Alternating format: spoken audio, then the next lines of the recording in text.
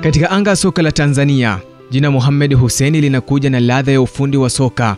Kwa hakika Mungu akinijalia mtoto wa kiume, sitosita kumpa jina hili. Wapo moo wengi wanaofanya makubwa katika soka, lakini leo tujadili kuhusu mfumania nyavu Mohamed Hussein Machinga, ambaye jina lake liling'ara kama nyota angavu mawinguni, likiwakilisha enzi ya mafanikio na umahiri wa hali ya juu.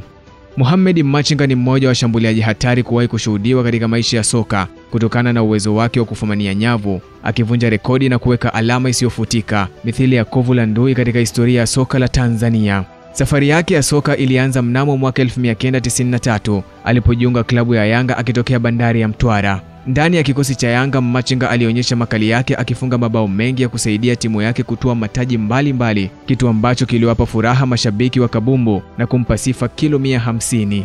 Mnamo mwaka 1999, mwaka ambao Tanzania ilipata pigo kutokana na kifo cha baba wa taifa hayati Julius Kambarage Nyerere, ndio mwaka ambao Mohamed Machinga aliweka rekodi ya kufunga mabao 26 katika msimu mmoja wa ligi kuu Tanzania bara, rekodi ambayo imedumu kwa muda mrefu na kuwa kipimo cha mafanikio mpaka hii leo kwa washambuliaji wengine.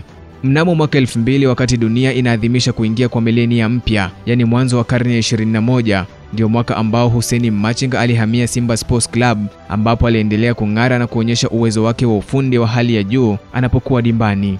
Akiwa na mnyama Simba, aliendelea kufunga mabao muhimu na kusaidia timu kufanikisha malengo kwa kupata matokeo tarajiwa.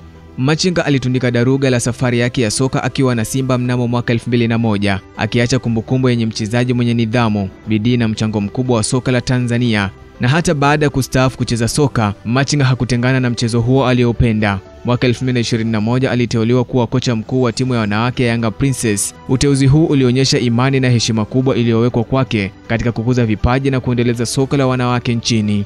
Mchango wake hauishi tu katika uchezaji na ukocha. Ameendelea kuwa mshauri na mchambuzi wa masuala ya kisoka, akitoa maoni na ushauri kwa timu mbalimbali ili ziweze kufanya vizuri katika mashindano ya kimataifa. Mara zote husisitiza umuhimu wa timu za hapa Tanzania kuongeza nguvu katika safu ya ulinzi na kufanya maandalizi mazuri ili kushindana vyema na timu za nje.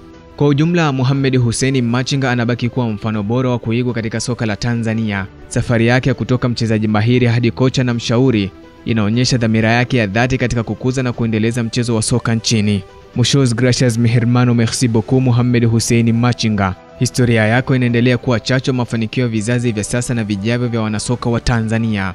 Imeandikwa na Bakari Chimpanga na kusoma kwako na Hamis Twahiru. Shukran berber.